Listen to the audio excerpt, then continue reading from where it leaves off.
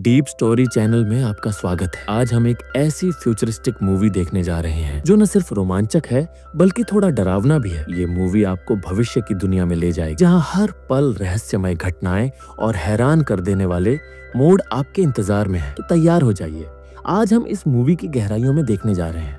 चलिए शुरू करते हैं। 1992 में डोहाई में युवा स्टेला, उसके पिता टॉम और मान डुआंगफोन अपने पड़ोसियों के साथ सड़क पर थे जब वे एक पारंपरिक अनुष्ठान मना रहे थे। कहा जाता है कि एक समय एक जादुई अंगूठी थी जो समृद्धि और बाढ़ ला सकती थी, लेकिन जिन्होंने उसे चुराया वे लालच में अंधे हो गए। उन लोगों ने अंगूठी के लिए लड़ाई की और वह टूटकर कई टुकड़ों में बट गई। इसके बाद एक राक्षसी स्त्री प्रकट हुई और उन सबको मार डाला, फिर पूरे गांव पर अकाल का शाप डाल दिया। तब से हर साल गांव वाले यह अनुष्ठान करते हैं, उम्मीद करते हुए कि शायद एक दिन वह राक्षसी स्त्री उन्हें माफ कर दे और समृद्धि फिर से लौटाए। गांव वाले जंगल के किनारे मांस के टुकड़े रखते हैं और प्रार्थना शुरू करते हैं। जैसे ही गरज की आवाज आती है, सभी सिर झुकाकर सम्मान दिखाते हैं। जब अनुष्ठान खत्म होता है तो सब लोग अपने अपने घर लौट जाते हैं, लेकिन स्टेला को अपना चाचा जैम्बून जंगल के पास खड़ा दिखाई देता है। उस रात स्टेला अचानक उठ जाती है जब वह एक अजीब सी आवाज सुनती है। वह देखती है कि टॉम चुपचाप घर से बाहर जा रहा है। वह अपना बंदूक लेकर जंगल में घुस जाती है और देखती है कि पेड़ों पर मांस के टुकड़े लटके हुए हैं। आखिरकार वह राक्षसी स्त्री को मांस खाते हुए देखती है जो उस पर गुर्राती है और फिर अचानक गायब हो जाती है। एक डरा हुआ टॉम फिर से एक अजीब आवाज सुनता है और धीरे धीरे मुड़ता है, लेकिन वह केवल स्टेला को देखता है। टॉम यह बताता है कि वह राक्षसी स्त्री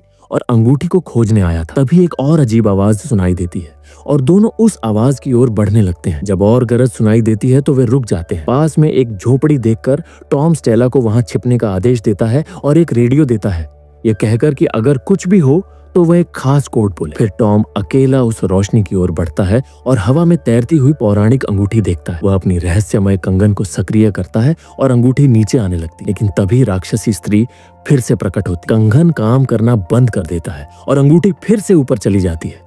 इतनी तेज चमकने लगती है कि राक्षसी स्त्री डर के मारे भाग जाती है। अचानक अंगूठी एक विशाल रोशनी की किरण छोड़ती है जो आकाश तक पहुंच जाती है और इसे जैम्बून अपने घर से देखता है। स्टेला भी उस रोशनी को देखती है और टॉम को खोजने के लिए बाहर दौड़ती है, लेकिन वह गायब हो चुका होता है। वह तैरती हुई अंगूठी को घूरती रहती है। जैसे ही रोशनी गायब हो जाती है और पास के पेड़ से कुछ गिरता है, स्टेला जब उसे चेक करती है तो वह हैरान हो जाती है। ये एक मरे हुए शरीर का दृश्य होता है और अचानक और भी मानव के टुकड़े उसके आसपास गिरने लगते हैं। वह डर के मारे जल्दी से झोपड़ी में जाकर छिपने जाती है और मदद के लिए कॉल करती है। जब एक शरीर झोपड़ी की छत से गिरता है तो घबराई हुई स्टेला बाहर दौड़ पड़ती है और फिर से भागने लगती है, बिना यह देखे कि ये शरीर आसमान में एक रहस्यमय रोशनी से गिर रहे हैं। जैसे ही वह जंगल से बाहर निकलती है, उसे एक कार खड़ी हुई मिलती है। 2023 में बैंकॉक में हाल ही में तलाकशुदा स्टेला एक म्यूजियम की अंतरिक्ष प्रदर्शनी की जिम्मेदारी संभाल रही है। हालांकि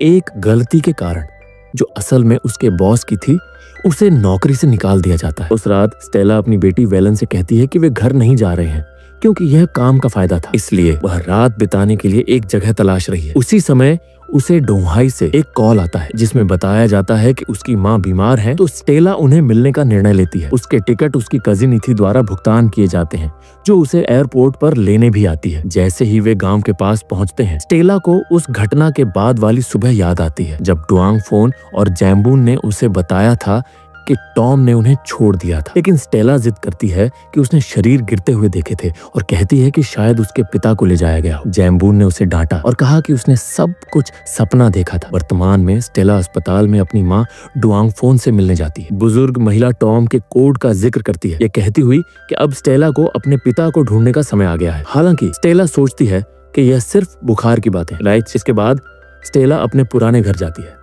और देखती है कि जैम्बून इतना परेशान है कि वह घर खरीदने के लिए उससे ज्यादा पैसे देने की पेशकश करता है जो इसकी असली कीमत से कहीं ज्यादा होते हैं। स्टेला मना कर देती है और यह तय करती है कि वह अब अपनी बीमार माँ के पास रहेगी। वह यह भी नोटिस करती है कि जैम्बून का बेटा कांग ठीक वैसा ही दिखता है जैसे आखिरी बार उसने उसे देखा था। वह उससे भी कम उम्र का दिखता है, हालांकि वह उम्र में उससे बड़ा है। बाद में स्टेला अपनी बेटी वेलन को सिखाती है कि उन्हें हमेशा अपना ख्याल रखना चाहिए, जिससे उसे याद आता है कि कैसे गांव के बच्चे उसे आधे गोरे होने पर मजाक उड़ाते थे। जब बच्चे उसकी माँ का अपमान करते थे तो छोटी स्टेला उनसे लड़ाई करती थी। बच्चे भाग जाते थे जब उन्होंने कांग को उन्हें देखता हुआ पाया। यह साबित करता है कि वह अब भी वैसा ही दिखता था। हर दिन स्टेला रेडियो पर कोड कहने की कोशिश करती रही, लेकिन उसे कभी भी जवाब नहीं मिला। वर्तमान में स्टेला फिर से रेडियो पर कोड आजमाती है, लेकिन कोई जवाब नहीं मिलता। रात के बीच में रेडियो पर एक आवाज उसे जगा देती है। ये टॉम की आवाज है, जो सोचता है कि वह डुआंग फोन से बात कर रहा है और कहता है कि अगर उसके पास कंगन है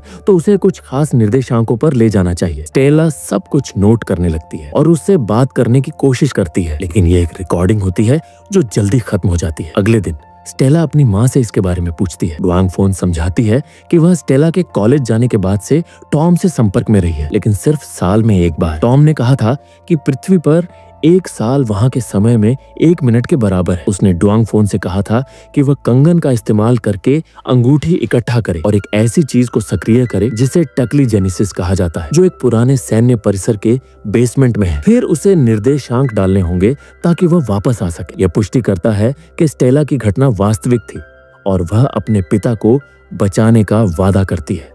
स्टेला और इथी कांग से कहते हैं कि वह जैम्बू का कंगन चुराए, जो टॉम के कंगन से मेल खाता है। शुरुआत में कांग मना कर देता है क्योंकि वह परेशानी में नहीं पड़ना चाहता, लेकिन फिर स्टेला गांव में हो रही सभी रहस्यमयी घटनाओं का जिक्र करती है। केवल जैम्बू को ही जंगल में जाने की अनुमति है और वह भी नहीं बढ़ा। जवाबों के लिए बेताब कांग मदद करने के लिए राजी हो जाता है। उस रात कांग इंतजार करता है जब जैम्बू गहरी नींद में सो जाता है और कंगन के साथ उसके पास पड़ी बंदूक ले लेता है। फिर वह इथी और स्टेला जंगल में जाते हैं, ये जाने बिना कि उस इलाके में अलग अलग रोशनी के घेरे दिखाई दे रहे हैं। जब यह तीनों जंगल में खोजबीन कर रहे होते हैं, स्टेला को वेलन का फोन आता है, जो कार में इंतजार कर रही है। सोचती है कि किसी को पास में देखा है, लेकिन स्टेला कहती है कि वह बस एक छाया थी। हालांकि एक महिला को देखा जा सकता है जो इंतजार कर रही है और वेलन छिपने की कोशिश करती है। जल्द ही समूह को वह उड़ती हुई अंगूठी मिलती है जो यूजुअल की तरह चमक रही होती। स्टेला कंगन पहनती है और अंगूठी तुरंत एक गोले में बदल जाती है और नीचे आने लगती है। उसी समय वह महिला जिसे वेलन ने देखा था उनके पीछे आती है और चमकने लगती है, साथ ही अपने दैत्य रूप को भी दिखाती है। जब गोला स्टेला के हाथ में उतरता है तो वह बाहर निकलता है। एक बड़ी शॉक वेव आती है जिससे वह प्राणी गायब हो जाता है। फिर तीनों भागने की कोशिश करते हैं, लेकिन उन्हें दानवीनी अपनी पूरी राक्षसी रूप में मिलती है। कांग तुरंत उसे गोली मारता है, जिससे एक स्कूल शूटिंग का फ्लैशबैक होता है और उसका शरीर आकाश में गिरता है। इससे वह गिर जाता है तो बाकी लोग बंदूक को छिपाकर उसे कार में बैठाने में मदद करते हैं। दानवीनी उन्हें पकड़ने की कोशिश करती है, लेकिन घाव उसे धीमा कर देता है। जैसे ही समूह कार से भागता है, वे देखते हैं कि जैम्बू अपनी कार में आ रहा है। बाद में पुरानी सैन्य बेस पर समूह दरवाजा तोड़ता है और बेसमेंट की ओर दौड़ता है, लेकिन दरवाजे पर अजीब सी ऊर्जा को नहीं देख पाता। जब कांग पावर ऑन करता है तो वे एक बड़ा मशीन देखते हैं। स्टेला रेडियो में कोड कहती है और फिर कंगन को कंट्रोल बोर्ड में डालती है, जिससे एक छोटा होलोग्राम सक्रिय होता है जो उन्हें टॉम से जोड़ता है। टॉम ये सुनकर हैरान होता है कि उनके लिए 30 साल हो गए हैं और वह गायब होने के लिए माफी मांगता है। टॉम समझाता है कि वह एक CIA एजेंट है जो एक डिवाइस को वापस लाने के मिशन पर था।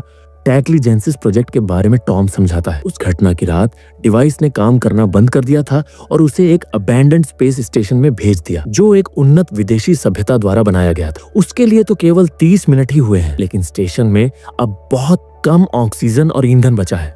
वह स्टेला से मदद के लिए कोड कॉल करने के लिए कहता है, लेकिन वह बताती है कि घटना के बाद से कोई भी जवाब नहीं आया। वह उसे डिवाइस का इस्तेमाल करके खोजने जाना चाहती है, लेकिन वह कहता है कि यह आसान नहीं है। तभी होलोग्राम अचानक बदल जाता है और टॉम समझाता है कि टैकली जेनेसिस एक प्रोजेक्ट था जिसे अमेरिकी सैन्य ने विदेशी तकनीक मिलने के बाद शुरू किया था। उन्होंने इसे दुनिया भर में सैन्य सुविधाओं पर परीक्षण किया था और उनका लक्ष्य प्रकाश से तेज यात्रा करने का तरीका ढूंढना था। विदेशी तकनीक को विभाजित किया गया और कंगन और गोले में फिर से बनाया गया, जो वार्पिंग प्रक्रिया को नियंत्रित करते हैं। स्टेला कंगन पहनती है और गोले को होलोग्राम से जोड़ने के लिए भेजती है, जबकि टॉम बताता है कि वह गोला 5 अंगूठियों से बना है। ये अंगूठियां गुरुत्वाकर्षण, संचार, समय, गैलेक्सिक अक्षांश और देशांतर को नियंत्रित करती हैं। इसका मतलब है कि कंगन का इस्तेमाल कहीं भी समय यात्रा करने के लिए किया जा सकता है। सभी 5 मीटर के दायरे में ग्रेविटी और समय के रिंग टूट गए थे और यात्रा के दौरान खो गए थे। उन्हें उन रिंग्स को ढूंढकर डिवाइस को ठीक करना होगा अगर वे टॉम को वापस लाना चाहते हैं। ग्रेविटी रिंग बान चियांग में है, जो ईसा पूर्व 5000 साल पहले है, जबकि समय रिंग के कुछ हिस्से 200 साल बाद के भविष्य में है। वे वहां पहुंच सकते हैं क्योंकि भले ही गोला टूटा हुआ हो, वह हमेशा अपने खोए हुए हिस्सों का पीछा पीछा करेगा, लेकिन उन्हें डिवाइस ठीक होने तक उन गंतव्यों से विचलित नहीं होना चाहिए। वॉर्पिंग प्रक्रिया में 5 मीटर के दायरे में सब कुछ गायब हो जाएगा। इसका मतलब है कि उन्हें यात्रा के लिए हमेशा खाली जगह ढूंढनी होगी। बेसमेंट बड़ा है, इसलिए समूह गोले के नीचे खड़ा हो जाता है, जिससे स्टेला कंगन का उपयोग करके सक्रिय करती है। गोला चमकता है और सिर्फ 1 सेकंड में वे अतीत में यात्रा कर चुके होते हैं। समूह ध्यान देता है कि रिंग के हिस्से बहुत सारे तंबू के ऊपर तैर रहे हैं और फिर उन्हें कुछ लोग आते हुए दिखाई देते हैं। पहले वे सोचते हैं कि ये गुफाओं के लोग हैं, लेकिन करीब से देखने पर ये ज़ॉम्बी होते हैं। समूह तुरंत मदद के लिए चिल्लाते हुए तंबुओं की ओर दौड़ता है, लेकिन रिंग द्वारा बनाए गए बल क्षेत्र से टकरा जाते हैं। ये तब होता है जब स्टेला बल क्षेत्र से पार करती है। गोला जो अन्य लोगों के लिए खुलता है और ज़ॉम्बी बाहर रह जाते हैं। स्थानीय लोग समूह को देवता मानते हैं और तुरंत उनकी पूजा शुरू कर देते हैं। बाण चियांग जनजाति की हालत देखकर इत्थी अनुमान लगाते हैं कि चूंकि वे बल क्षेत्र के अंदर फंसे हुए हैं, उनके पास खाने के लिए बहुत कम बचा है। स्टेला रिंग को नहीं लेना चाहती क्योंकि इससे इन लोगों की ज़ॉम्बी से सुरक्षा खत्म हो जाएगी, लेकिन इथी यह बताते हैं कि उन्हें पहले ही पता है कि यह जनजाति विलुप्त हो जाएगी और उन्हें इतिहास में बदलाव नहीं करना चाहिए। जब वॉलन एक लड़के मॉर्डिन के साथ अपनी सोडा शेयर करती है, इत्थी अपनी फोन से स्थानीय लोगों को प्रभावित करते हैं। अचानक कांग कंगन और गोला पकड़कर तैरते हुए रिंग को सक्रिय कर देता है। बहुत सारे चमकते हुए रोशनी और चिंगारियों के बाद बल क्षेत्र गायब हो जाता है और रिंग फिर से गोले का हिस्सा बन जाती है। कांग अब भी गोले को नियंत्रित कर रहा है और वह इसे लंबे समय तक नहीं रख पाएगा, इसलिए उन्हें जल्दी जाना होगा। उसी समय ज़ॉम्बी हमला करते हैं और एक लड़ाई शुरू होती है जिसमें दोनों पक्षों के लोग लगातार मारे जा रहे हैं। स्टेला अपनी बेटी को ढूंढती है और जब वह उसे लगभग पहुंचने वाली होती है, एक ज़ॉम्बी उसे जमीन पर खींच लेता है। शुक्र है मॉर्डिन की माँ उस ज़ॉम्बी को चाकू से मारकर मार देती है सिर में, और ज़ॉम्बी आ रहे हैं और जो इंसान काटे गए हैं वे बदल रहे हैं, तो इथी गोली चलाते हैं। शोर सुनकर कांग जम जाता है तो इथी को उसे खींचकर एक खुले स्थान पर ले जाना पड़ता है। स्टेला और वॉलन उन्हें पकड़ने की कोशिश करती है और वे फिर से एक ज़ॉम्बी के हमले का शिकार हो जाती है, लेकिन शुक्र है कि स्थानीय लोग उनकी मदद के लिए आते हैं। कांग वॉर्पिंग सक्रिय करता है और इथी को अपनी बंदूक से स्थानीय लोगों को दूर रखना पड़ता है। एक निराश स्टेला दौड़कर उनके पास जाती है और आखिरी सेकंड में उसे यह एहसास होता है कि उसने वॉलन की जगह मॉर्डिन को पकड़ लिया है। समूह वर्तमान में गलत बच्चे के साथ लौट आता है और स्टेला तुरंत वापस जाने की चाहती है, लेकिन लड़के उसे रोकने के लिए उसे रोकते हैं। जबकि मॉर्डिन रोने लगता है, स्टेला टॉम से मदद के लिए कॉल करती है। हालांकि वह मानते हैं कि उसे गोला पूरा करना होगा इससे पहले कि वह वापस जाए। अतीत में मॉर्डिन की माँ और वॉलन ज़ॉम्बी से छिपने के लिए एक जगह ढूंढते हैं। जब समूह फिर से यात्रा करने के लिए तैयार होता है तो जाम्बून आता है और उन्हें धमकी देता है कि अगर उन्होंने उसे कंगन नहीं दिया तो वह उन्हें गोली मार देगा। वह यह खुलासा करता है कि जब टीम अतीत में थी तब वर्तमान में 10 साल बीत चुके थे। इसे साबित करने के लिए वे बाहर जाते हैं और गांव में एक विशाल कंकाल पाते हैं। जाम्बून यह समझाता है कि अंगूठी की सुरक्षा के बिना उस राक्षस ने सभी स्थानीय लोगों को मार डाला, जिसमें दुंग फॉन भी शामिल है। स्टेला फिर भी उसे कंगन देने से इनकार करती है और वादा करती है कि वह अपने परिवार को बचाने के बाद इसे ठीक कर देगी। जाम्बून गोली चलाने से पहले कांग उस पर कूद जाता है और वे गन के लिए लड़ने लगते हैं। जब स्टेला गोला सक्रिय करती है तो जाम्बून कांग को नीचे गिरा देता है और युद्ध के नियंत्रण के लिए हाथ डालने के लिए दौड़ता है। उसी समय इथी जाम्बून को काबू करता है और कांग उसे पकड़ लेता है, जिससे वे फिर से गन के लिए संघर्ष करने लगते हैं। संघर्ष के दौरान हथियार गलती से गोली चला देता है और कोई खून बहने लगता है। गोला चमकता है और स्टेला, मॉर्डिन और इथी 2-4 में न्यू यू डॉन में दिखाई देते हैं। कुछ सशस्त्र किशोर उन्हें घेर लेते हैं और तुरंत उन्हें बेहोश कर देते हैं। जब स्टेला होश में आती है तो वह और इथी एक बेंच से हथकड़ी से बंधे होते हैं और वे अगली कमरे से गहरी आवाजें सुन सकते हैं। किशोरों का कहना है कि मॉर्डिन ठीक है और वे स्टेला से टैक्लीजेनेसिस का उपयोग करना सीखने के लिए कहते हैं। जब स्टेला देखती है कि उसके पास कंगन और गोला नहीं है, किशोरों ने बताया कि उन्होंने एक प्रोटोटाइप की प्रति बनाई है जिसे उन्होंने अपनी शहर के चारों ओर एक बल क्षेत्र बनाने के लिए इस्तेमाल किया है, जिसने आकाश में कुछ सरकारी मिसाइलों को जाम कर दिया है। ये पता चला कि 200 साल पहले उडोन थानी शहर पर एक विशाल राक्षस ने हमला किया था। इसने थाईलैंड का अधिकांश हिस्सा नष्ट कर दिया, लेकिन शुक्र है कि देश को विदेशी सरकारों से मदद मिली और मिलकर उन्होंने राक्षस को हराया। शहर को एक नए नाम से फिर से बनाया गया और शुरुआत में विदेशी मदद करते रहे, लेकिन जल्द ही वे उद्योगपतियों के साथ हो गए और सभी संसाधनों पर कब्जा कर लिया, जिससे ऊडॉन गरीबी में फंस गया। ये किशोर प्रतिरोध बन गए और एक दिन उन्होंने आकाश में एक काले छेद को आते देखा, जिसने फिर से पूरे शहर को एक बड़े विस्फोट से नष्ट कर दिया। उसी छेद ने अंगूठी के हिस्से को भी गिरा दिया। सरकार ने केवल अमीर लोगों को बचाया और अब गरीब बचे हुए लोग सभी आकार के राक्षसों के साथ रह रहे हैं। जब प्रतिरोध ने टैक्लीजेनेसिस के साथ बेसमेंट पाया तो उन्होंने मशीन को उल्टा निर्माण किया, लेकिन चाहे उन्होंने कितनी भी कोशिश की, वे इसे काम नहीं करा सके। वे जोर देते हैं कि उन्हें इसे इस्तेमाल करने का तरीका सीखना चाहिए, लेकिन स्टेला इन चीजों के साथ सहयोग करने से इनकार करती है। वर्तमान में कांग को एहसास होता है कि बंदूक ने जाम्बून को घायल कर दिया है, जो मरने से पहले एक इकबाल गुनाह करना चाहता है। 1964 में लोग मानते थे कि अमेरिकी सैनिक थाई कैदियों को यातना दे रहे थे ताकि जानकारी प्राप्त कर सके, लेकिन असल में वे लोगों का अपहरण कर रहे थे ताकि उन्हें अपने समय यात्रा के प्रयोगों में इस्तेमाल कर सके। जाम्बून को लावण के साथ पकड़ा गया था, जो अंग्रेजी बोल सकती थी और अमेरिकियों को बात करते हुए मशीन को नियंत्रित करना सीख गई थी। जब उनकी बारी मशीन में जाने की आई तो जाम्बून ने दौरे का नाटक किया ताकि सबका ध्यान भटके,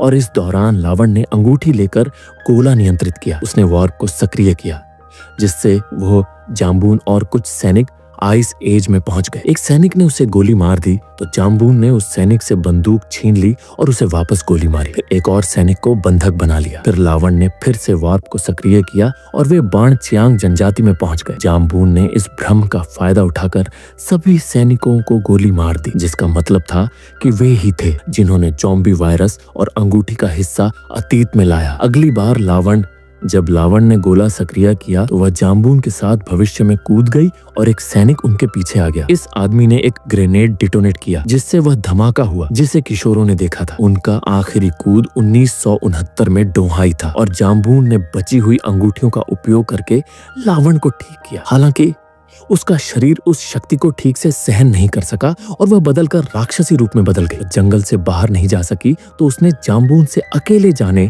और बिना उससे के नए जीवन की शुरुआत करने को कहा। जाम्बून ने इलाज खोजने की चाहत जताई, लेकिन अमेरिकी अभी भी टैक्लीजेनेसिस का उपयोग वियतनाम युद्ध में कर रहे थे और जाम्बून ने जंगल में हजारों शव पाए। ये एक वास्तविक ऐतिहासिक घटना थम्मसा त्रासदी का संदर्भ है, जिसमें सैकड़ों छात्रों को सैनिकों ने गोली मार दी। इस कहानी में मिलिट्री ने इस त्रासदी को छिपाने के लिए मशीन का इस्तेमाल किया और शवों को हटा दिया। इन छात्रों में से एक कांग था, जो जाम्बून द्वारा पाया गया और उसे गोद लिया। वर्तमान में जाम्बून समझाता है कि वह कांग और गोले की रक्षा के लिए डोंहाई में रहा। उसके अंतिम इच्छा के साथ वह कांग से कहता है कि उसे जंगल में ले जाए ताकि वह लावण से मिल सके। भविष्य में वेलन और मोर्डिन की मां थिएटर में उठने पर हैरान हो जाती। जब वे बाहर जाने की कोशिश करती हैं तो बिल्डिंग झूलने लगती है और वे खिड़की से बाहर एक विशालकाय राक्षस देखती है। इस बीच स्टेला युवाओं को गोले का इस्तेमाल करना सिखाने के लिए सहमत हो जाती, लेकिन उन्हें चेतावनी देती है कि इससे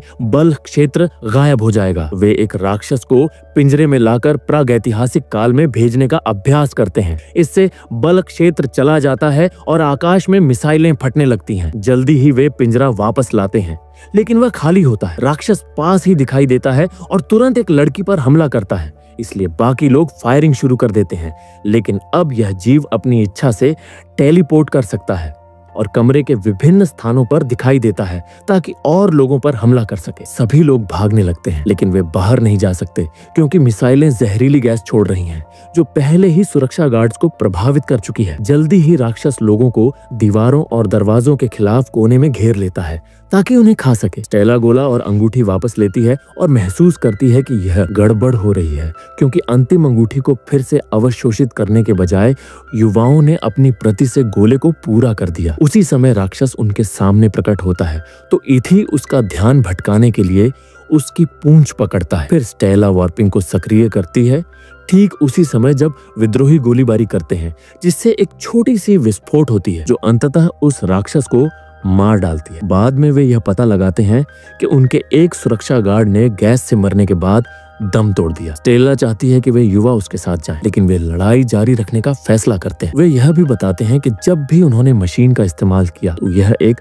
कारणात्मक विघटन का कारण बना। यही कारण है कि वे बूढ़े नहीं होते। मशीन ने समय और अंतरिक्ष में यादृच्छिक जीवों को कूदने के लिए मजबूर किया, जो यह समझाता है कि क्यों बहुत से राक्षस डायनासोर हैं। यह भी समझाता है कि क्यों मोर्डिन की माँ और वैलन भविष्य में है, हालांकि वे संयुक्त विदेशी बलों के हमले से पहले के क्षण में पहुंचे हैं। माँ के पैर में घाव है और वह मुश्किल से चल पा रही है, तो वैलन उसकी मदद करने के लिए दवाई की तलाश करता है। किशोर स्टेला से कहते हैं कि विदेशी की खोज ने उनकी अपनी सभ्यता को नष्ट कर दिया, जो इस ब्रह्मांड के अस्तित्व से पहले हुआ था। स्टेला को एक नया समय अंगूठी दी जाती है, जो मूल से अलग है, सुधारित है। इसे समय रेखा को पुनर्व्यवस्थित करने और सुधारने में सक्षम होना चाहिए। समय यात्रा से उत्पन्न होने वाली सभी लहरों को देखते हुए स्टेला और मोर्डिन छोड़ने के लिए तैयार होते हैं, लेकिन ईथी ये घोषणा करता है कि वह रुकने वाला है, ताकि युवाओं को एक ऐसा वयस्क मिल सके जो उन्हें मार्गदर्शन कर सके। इस बीच वैलन और महिला ये पता लगाते हैं कि उनके साथ बिल्डिंग में एक ज़ॉम्बी है। वैलन